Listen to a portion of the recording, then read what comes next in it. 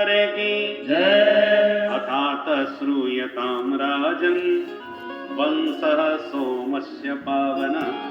अब थोड़ा सोम वंश भी श्रवण कर लो। भगवान नारायण के नाभि कमल से ब्रह्मा, ब्रह्मा के बेटा अत्रि, अत्रि के चंद्रमा, चंद्रमा के बुध, बुध के पुरुरवा, इनका दूसरा नाम ऐल। उर्वशी से विवाह करके 6 पुत्रों को जन्म दिया। इन्हीं के वंश में राजा नहुस, नहुस के भी बेटा 6, यति, ययाति, संयाति, आयति, वियति और कृति। ययाति ने 2 विवाह किए, देवयानी और शर्मिष्ठा से। 5 पुत्र हुए, यदु, तुर्वसु, द्रुयु, अनु और पुरु। सबसे छोटे बेटा पुरु ने अपना यौवन दे के पिता का बुढ़ापा ले लिया। पिता ने प्रमुदित होकर के लघु पुत्र को ही सम्राट बना दिया। इसी पुरु वंश में राजा दुष्यंत हो गए, जिनके पुत्र परम प्रतापी भरत हो गए, और उस भरत वंश में ही परीक्षित तुम्हारा जन्म हुआ है। पांडव सब भरत वंशी हैं, इसलिए भगवान गीता में अर्जुन को भारत संबोधन करते हैं, ग्लानिर् भवति भारत। और भागवत में परीक्षित को भारत संबोधन सुखदेव जी करते हैं, तस्मात् भारत सर्वात्मा भगवान हरिरीश्वर। तो ये सब भरत वंशी राजा होने के नाते भारत के नाम से जाने गए। सुखदेव जी कहते हैं, राजन तुम्हारा जन्म तो पुरु वंश में हुआ, और पुरु के जो ज्येष्ठ भ्राता यदु थे, उस यदुवंश में गोविंद का प्रादुर्भाव हुआ है। यदुवंश में महाराज अजमीर, देवमीर, सूरसेन प्रभृति राजा हुए। सूरसेन के बेटा आनक, दुंदुभि, वसुदेव, जिनकी पत्नी देवकी के गर्भ से 8 बेटा और 1 बिटिया भई। और जो बिटिया है वो तुम्हारी दादी माँ सुभद्रा देवी हैं। अष्टमस्तु तयोरासीत स्वयं एव हरि किल सुभद्रा च महाभागा तव राजन पितामही। एक श्लोक में कृष्ण कथा भी सुना करके आगे बढ़ना चाहते थे सुखदेव जी, परंतु तुरंत परीक्षित घबरा गए कि जैसे राम कथा हो गई वैसे फटाफट कृष्ण कथा भी ना हो जाए। इसलिए तुरंत परीक्षित ने हाथ जोड़ करके प्रश्नों की झड़ी लगा दी, और यहीं से 10वें स्कंद में अब हमारा प्रवेश हो। कथितो वंश विस्तारो भवता सोम सूर्ययो राज्ञां चोभय वंश्यानां चरितं परमाद्भुतम्।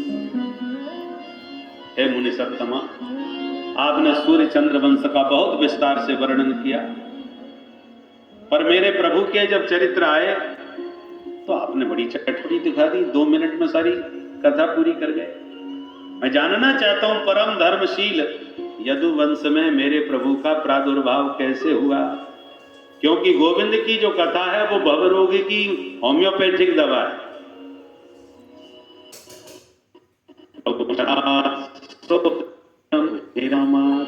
सुनने में मनोहर और भवरोग की औषधि, जन्म मरण की भव व्याधि को मिटाने वाली।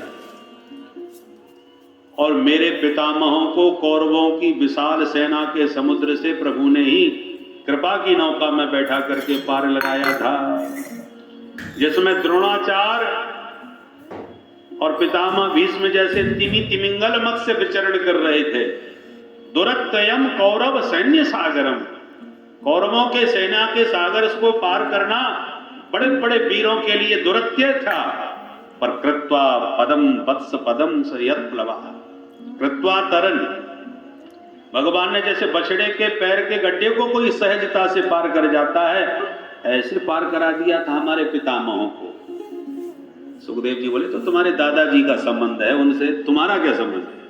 अरे सरकार, परीक्षित कहते हैं, मैं आज उन्हीं की कृपा से आपके सामने बैठा हूं, नहीं तो हम तो कभी के मां के गर्भ में ही जैसी आराम हो गए होते।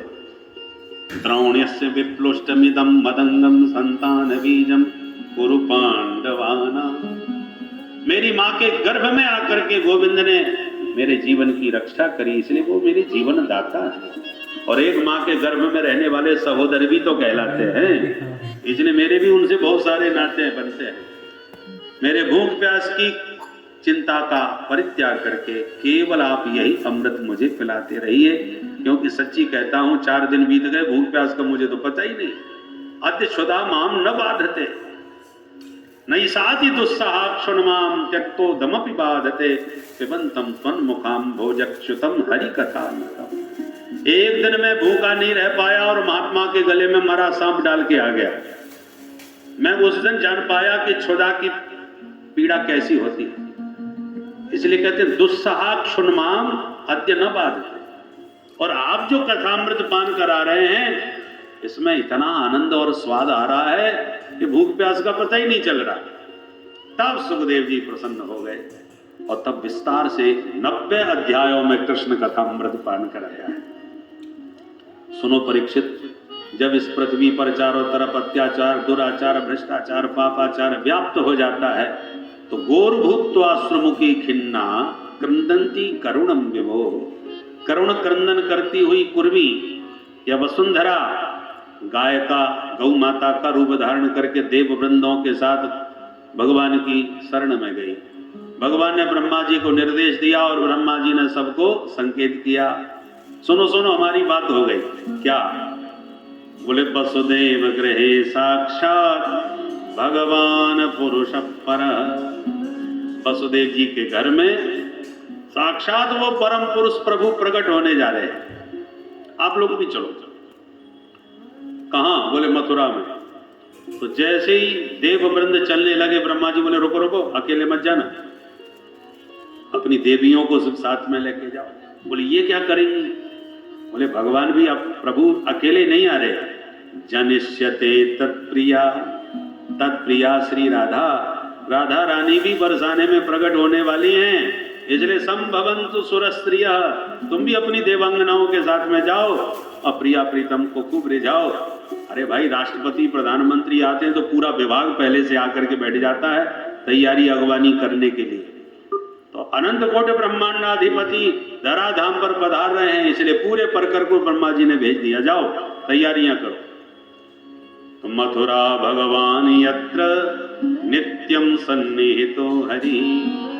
सप्त मोक्षदा पुरियों में एक मथुरा है जहां पर प्रभु का नित्य निवास है, जहां के राजा महाराज उग्रसेन बड़े धर्मात्मा है। दुर्भाग्य से कंस हो गया बेटा, कसी हिंसाया, जिसको मारने में, मार काट में ही आनंद आता हो, ऐसा दुष्ट हृदय कंस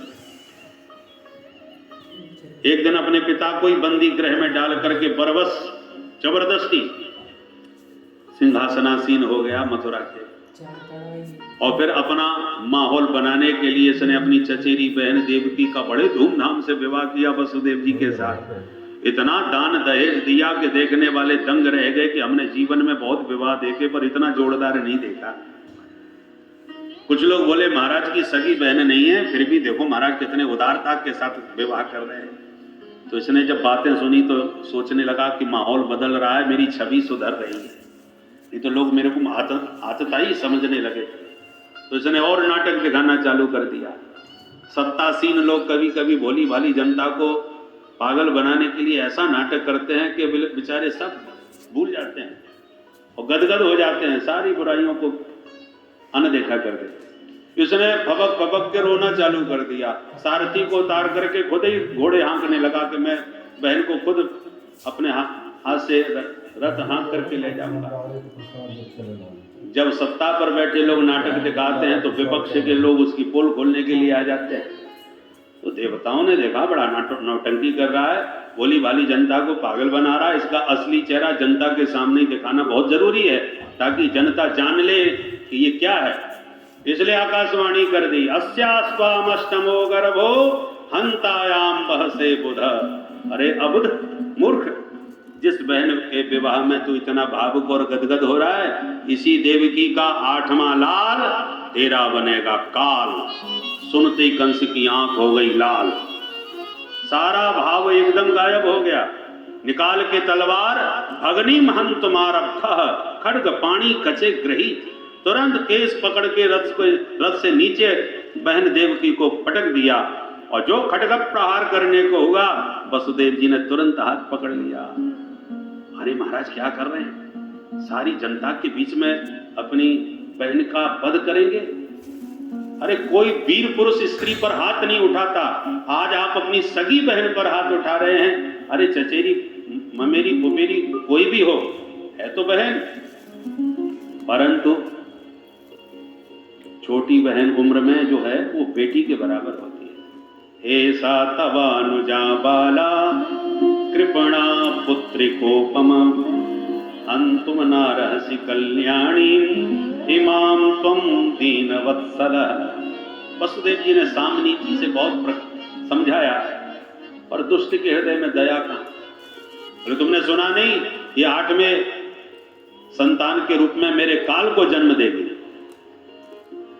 और जब देवकी नहीं रहेगी तो काल कहां से पैदा होगा। न रहेगा बांस न बजेगी बांसुरी। वसुदेव जी ने सोचा सामनीति से काम नहीं चलेगा, तो कहा अच्छा ये बताओ तुम्हारा काल देवकी है कि देवकी नंदन। तो बोले देवकी तो बेचारी मेरी बहन भोली भाली सीधी सच्ची है, क्या मारेगी, परंतु आकाशवाणी झूठ नहीं बोलती, इसलिए देवकी नंदन तो जरूर मारेगा। तो वसुदेव जी ने कहा तो फिर जब देवकी नंदन मारेंगे तो देवकी को क्यों मार रहे हैं, तुम्हें देवकी नंदन से खतरा है। मैं विश्वास दिलाता हूं पुत्रान समर्पयिष्यस्या यतस्ते भयमुत्थितम। तुम्हें इसके पुत्रों से डर है, मैं सब के सब तुमको सौंप दूंगा, जो उचित हो सो करो। सिंपल के लिए सोप की नहीं साइंस की मानो Himalaya purifying deep face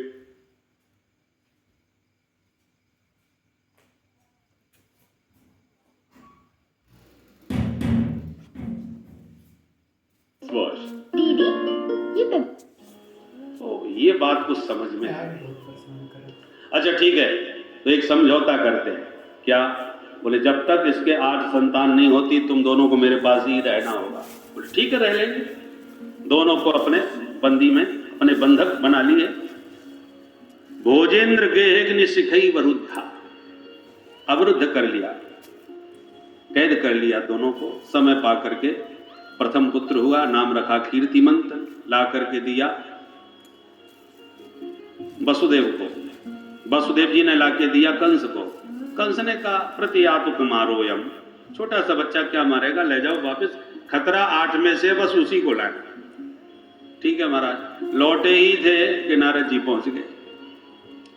Narad ji ने सारा माहौल जब देखा और बात को समझा तो मन में सोचा ऐसी ये उदार मना बनेगा तो इसका पाप का घड़ा जल्दी कैसे फूटेगा, इसको जल्दी निपटाना है। सो तुरंत कमल का फूल लेकर के पहुंच गए कंस के पास और पूछने लगे बताओ राजन ये क्या है। कंस ने कहा हमसे क्या पूछ रहे हो महाराज, आजकल तो पूरे देश में यही खिल रहा है चारों तरफ, कौन नहीं जानता, ये कमल है, मुझे क्यों दिखा रहे हो, मुझसे क्यों पूछ रहे हो। बोले हम ये इसलिए पूछ रहे हैं कि बताओ इस कमल में 8वीं पंखुड़ी आप किसे मानोगे। तो अब इधर से कहने अब उधर से कहने तो सब 8वीं नजर आ गए। अब माथा घूम गया। अरे गुरुदेव अब समझ गया आप क्या कहना चाहते हो। तुरंत वसुदेव जी को वापस बुलाया और उस बालक को छीन करके दे मारा धरती में घुमाकर। और इस प्रकार 6 पुत्रों की हत्या कंस के हाथों देवकी के पुत्रों की हुई। सप्तम वो वैष्णवम धाम, 7वें गर्भ में भगवान ने शेष जी को भेजा कि रामावतार में तुम छोटे भाई बने थे, अब की बार बड़े भैया बन जाओ, पहले तुम पधारो हम बाद में आते हैं।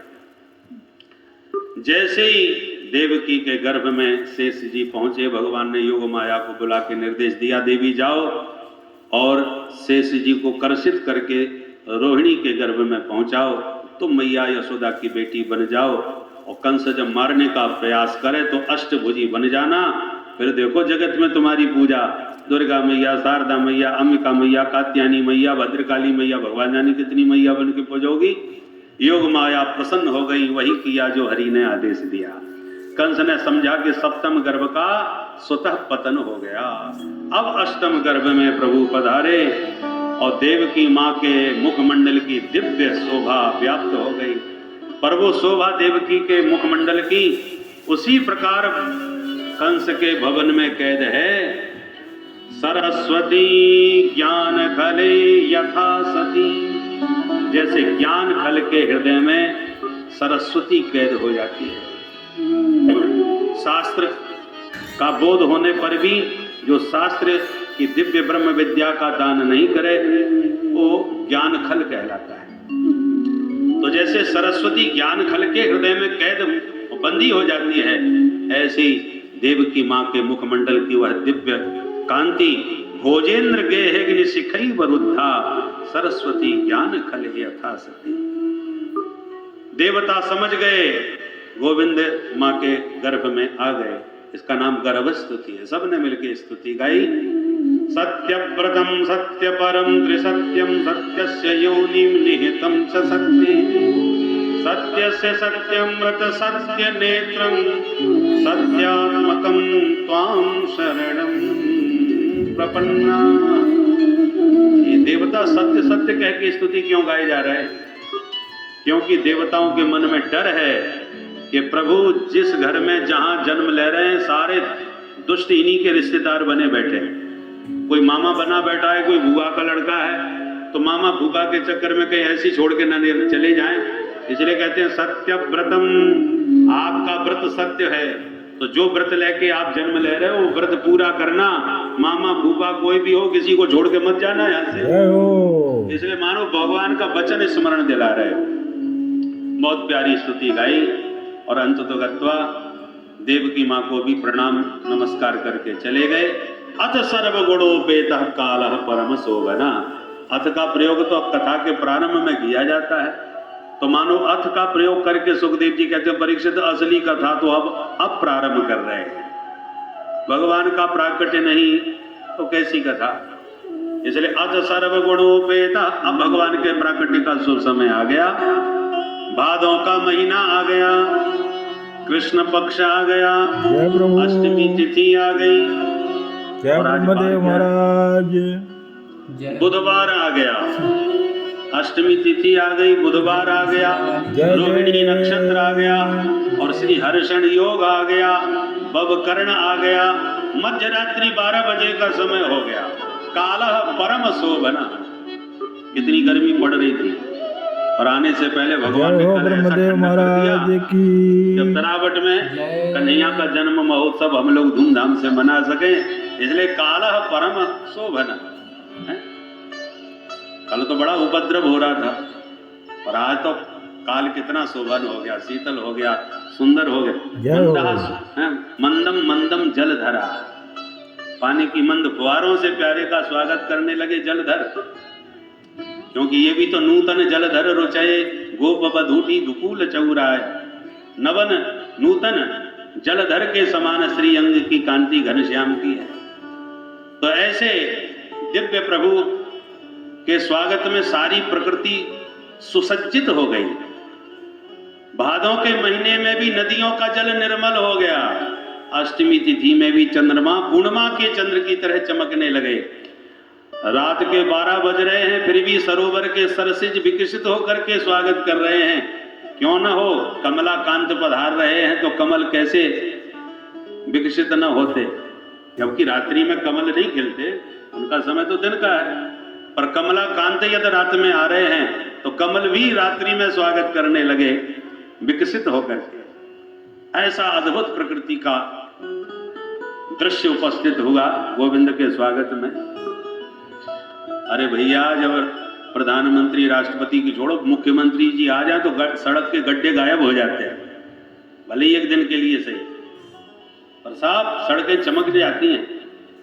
तो आज उसी प्रकार से अनंत कोटि ब्रह्मांड नायक आ रहे हैं, रात में भी कमल खिल के स्वागत कर रहे हैं। और तब भगवान देवकी वसुदेव जी के सन्मुख बंदी गृह में चतुर्भुज रूप में प्रकट हो गए। ओ लक्ष्मी नारायण भगवान की जय। अमद्भुतम बालकम अम्बुजेक्षणम चतुर्भुजम शंख गदायुधायुधम श्रीवत्सलक्ष्मम गलशोभिकौस्तुभम पीतांबरम सांद्रपयोद सौभगम तम अद्भुतम बालकम बीच। अद्भुत बालक है, सब प्रकार से अद्भुत ही है। वसुदेव देवकी ने दंडोत करके बड़ी सुंदर स्तुतियां गाई। वसुदेव जी बोले विदितोषि भगवान साक्षात, मैंने आपको पहचान लिया। देवकी माँ कहती है मैं तो ये सोच नहीं पा रही सरकार कि सारे संसार को जो प्रलय काल में पेट में धर के सो जाते हैं वो इतने बड़े परमात्मा मेरे छोटे से पेट में कैसे समा गए? बिभर्ति सोयम मम गर्भगो भूत अहो न लोकस्य विडम्बनम हि तत्। कौशल्या मैया भी कह रही थी, ब्रह्मांड निकाया निर्मित माया रोम रोम प्रतिवेद कहे मम उर्सो बासी यह उपहासी सुनत धीर मति थिर न रहे। दोनों ने दिव्य स्तुति गाई। भगवान बोले, सुनो माता जी, आपने दिव्य तप करके मुझे पुत्र के रूप में मांगा था, तो पहले भी मैं प्रश्न गर्भादि के रूप में प्रकट हो चुका हूं तुम्हारा पुत्र बनके।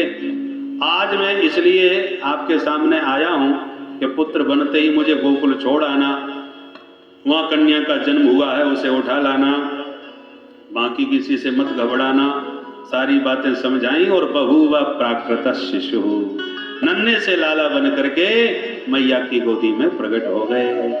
बोल बाल कृष्ण लाल की जय। पर रोए गाए बिल्कुल नहीं, तूषणी बबूआ, बिल्कुल चुपचाप।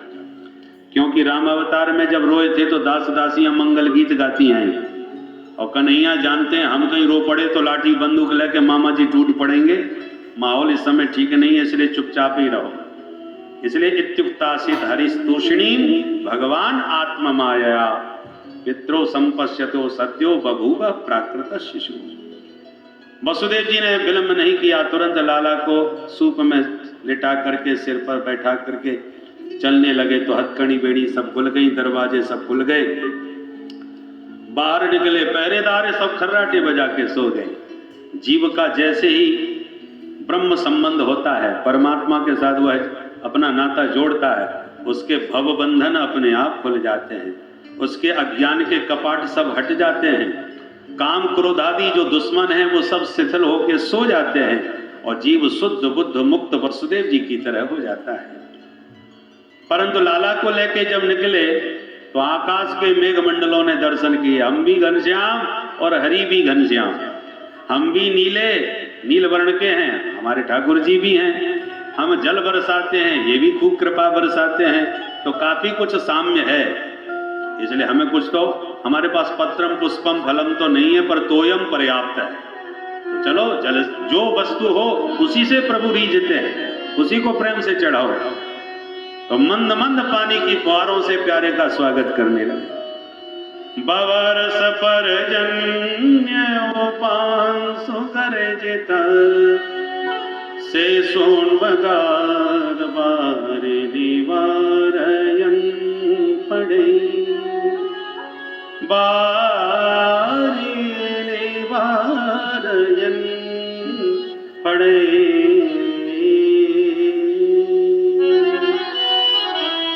पानी की मंद फुहारों से मेघों ने स्वागत किया।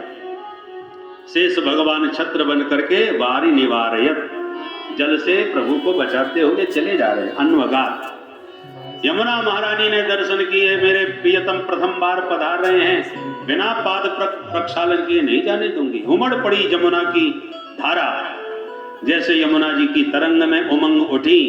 प्रभु समझ गए देवी जी चरण छूने के लिए आ रही हैं और पिताजी डूबे जा रहे हैं, तो तुरंत प्रभु ने चरणारविंद नीचे लटका दिया। स्पर्श पाते ही चरणों का वसुदेव जी के घुटनों के बराबर यमुना की धारा हो गई। बोले यमुना महारानी की जय। एक संत कहते हैं यमुना जी में उमंग उठी थी प्रियतम का मुख कमल निहारने के लिए।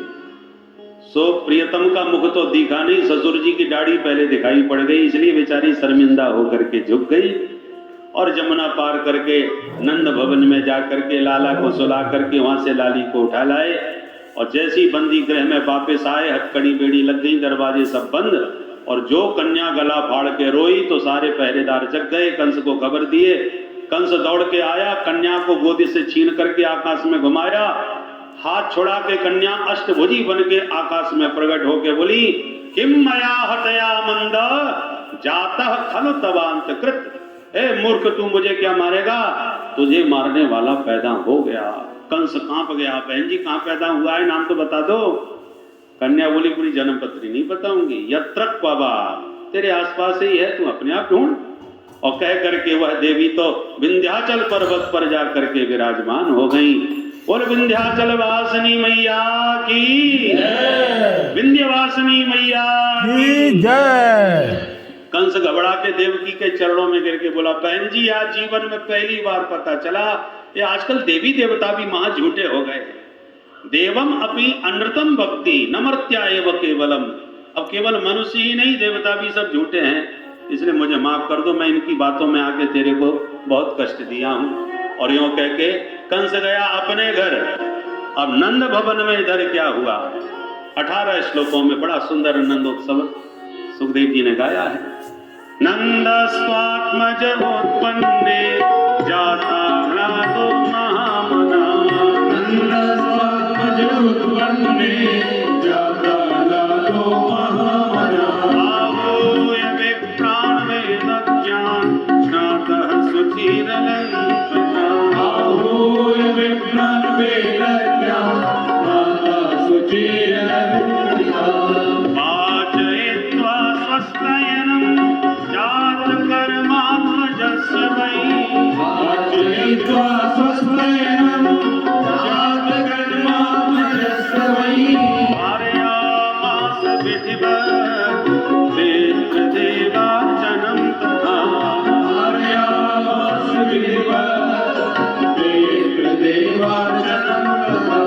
नन्दस्वात्मज उत्पन्ने जाता ह्लादो महामना। नंद स्वात्मज उत्पन्ने जाता ह्लादो महामना। जाता ह्लादो महामना। जाता ह्लादो महामना। जाता ह्लादो महामना। जाता ह्लादो महामना। बोल नंद के लाला की जय। नंद बाबा 90 साल के डोकरा है गए पर छोरा छापरो कोई ना भयो।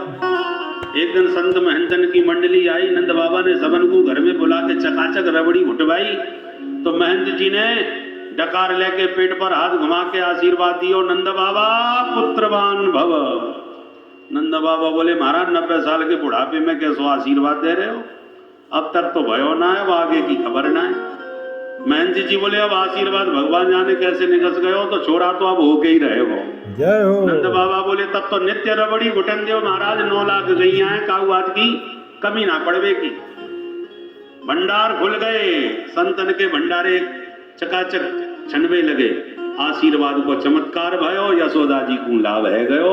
बात फैल गई, गोपियन ने सुनते ही समाचार 84 गज के लहंगा सिलवाई लिए, चुनरी बनवाई ली, धूमधाम से नंदलाल के जन्मोत्सव को आनंद लेवे चलेंगी। नंद बाबा सुनंदा घर में लेके आ गए, अरे चल तू बुआ बनवे बारी है। सुनंदा जी तो भाग भाग के भाभी की सेवा करने लगी, किंतु आज कब वसुदेव आ गए, कब अदला बदली कर गए, बड़ी नींद खुली, सुनंदा जी जगे। अरे भाभी जी अभी तक सोई पड़ी है, कहा बात है, देखूं तो सही। जो झरोके से झांका तो नील कमल जैसा सुंदर सांवला सलोना लाला जब देखा, खुशी के मारे चिल्लाती वही दौड़ी, है गो है गो है गो है गो है गो। सबरे को वाला भाग के कहा भयो, मुंह पे हाथ धर के बोली, कछू ना भयो। अरे तो ऐसे काहे क्यों चिल्लाई, हम तो घबरा गए भाई। मन में सोचा शुभ समाचार भैया पहले सुनाऊंगी तो पक्को 9 लाख हार मिलेगा बधाई में, मुंह से पहले कोई और खबर ना पहुंचाए दे। बोले ये बताओ मेरे भैया कहाँ हैं? ग्वाला बोले वो तो अथाई पर बैठे माला सटकाए। तो दौड़ करके अथाई पर पहुंची तो ग्वालन के बीच में बेचारे नंद बाबा तो अब ही तो भयो ना है, आगे खबर ना है, ऐसे सोचत में डूबे थे। इतने में सुनंदा जी पहुंच गए, भैया तुम यहाँ बैठे बैठे माला सटका रहे हो, मैं कब से बाबरी बनी तुम्हें ढूंढती डोल रही हूँ। अरे बहना जल्दी बता खबर का है। बोले भैया ये बता मेरे इनाम का है, पुरस्कार का है। अब तो बाबा की धड़कन दुगनी है, मालूम पड़े चौकी खबर है भाई। तुरंत तिजोरी की चाबी हाथ में धर दी, बहना तू ही मालकिन है, जो मर्जी पड़े सो ले ले बधाई, अब देर मत लगा। तब कान में जाके कहा, भैया तेरे घर में लाला को जन्म है गयो, बोल नंद के लाला की जय हो। प्राण वेद ज्ञान नंद बाबा ने तुरंत बुलायो नाई, पूरे ब्रज में लगवा दी दुहाई। बड़े बड़े विद्वान ब्राह्मण सब, एक वेदी द्विवेदी त्रिवेदी चतुर्वेदी सब वेद पाठी बुलवाए। और वाचयित्वा स्वस्तैनम, ब्राह्मणों ने दिव्य स्वस्थ वाचन करते हुए जात कर्म संस्कार कराने प्रारंभ कर दिए। स्वस्ति न इंद्रो वृद्धश्रवा स्वस्ति भूगा विश्ववेदाः स्वस्ति नस्तार्क्ष्यो अरिष्टनेमिः स्वस्ति नो बृहस्पतिर्दधातु। ब्राह्मण स्वस्ति वाचन आदि के द्वारा जात कर्म संस्कार कर रहे हैं। तमाम गोपी ग्वाल चारों तरफ से उमड़ घुमड़ करके आ रहे हैं और भगवत कृपा से आज ब्रज की दिव्य विभूति हमारे बीच में विराजमान है। आज हम इनका विशेष यथामति स्वागत सम्मान करेंगे, परंतु उत्सव का आनंद हम सोच रहे हैं आप लोग थोड़ा बैठे रहिए। कल तो हम लोग सुंदरकांड किए थे काफी समय तक, तो धैर्य के साथ बैठे रहिए। माखन मिश्री और ठाकुर जी के जन्मोत्सव का प्रसाद बाद में मिलेगा आरती के, तो आप थोड़ी देर विराजे रहें। और कुछ विभूतियाँ इंद्रप्रस्थ से भी पधारी हैं। हाँ चले जाए, बाद में आएंगे। अच्छा, कुछ लोग दिल्ली से भी पधारे हैं, अब उनका परिचय हम उनके आने पर ही आपको देंगे। तो तब तक हम लोग उत्सव का आनंद लेते हैं। तो सब गोपी ग्वाल आ रहे हैं और मस्ती में झूम करके गा रहे हैं और आज सब संकोच त्याग करके खूब प्रेम से नाच रहे हैं। आइए केवल एक दो बधाई हम लोग गा लें, उसके बाद आगे की चर्चा आपको सुनाएंगे। पूज्य महाराज श्री का आशीर्वाद भी हमको चाहिए, सिर्फ एक बधाई गा करके फिर महाराज जी का आशीर्वाद लेंगे हैं? और सब शांति से विराजे रहेंगे। आइए पहले एक बधाई हो जाए लाला के जन्म की।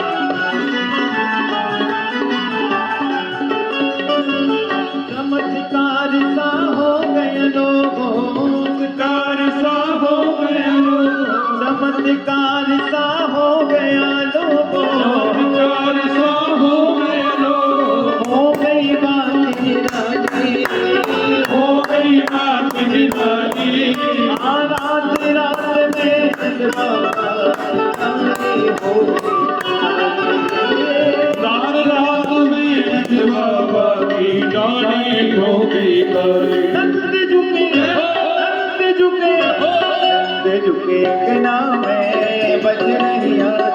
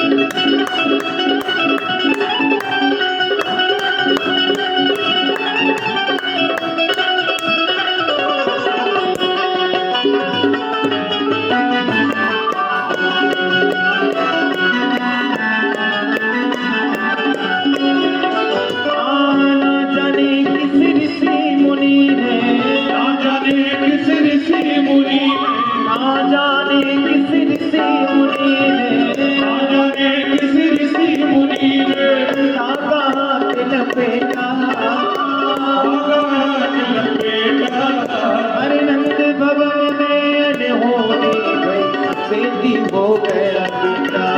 ओ नंद भवनी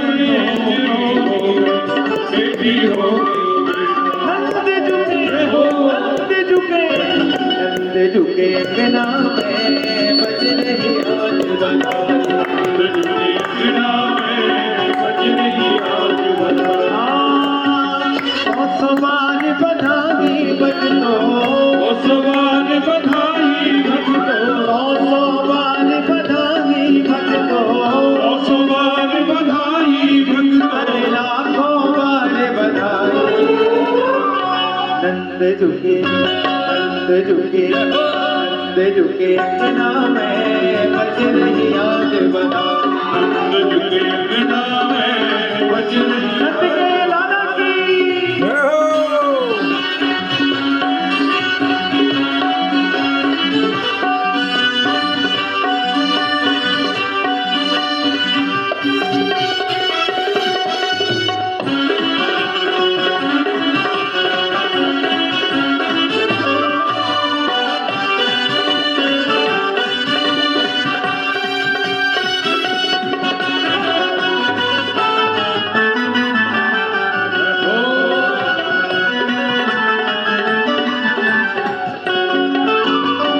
कानों कानों बात चली है, कानों कानों बात चली है, कानों कानों बात चली है, कानों कानों बात चली है। हर सोचे हर ब्रजबाला।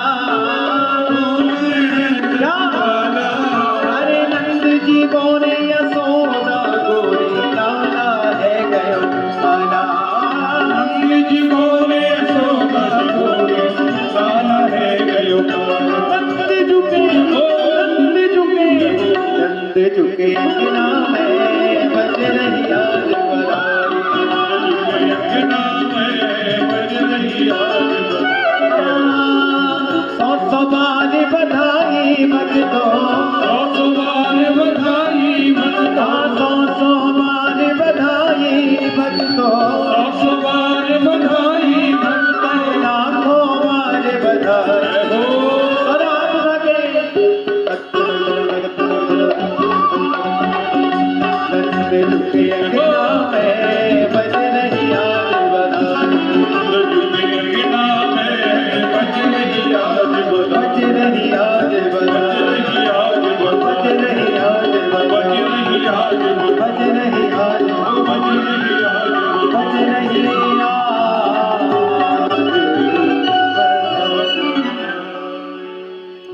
के लाला की जय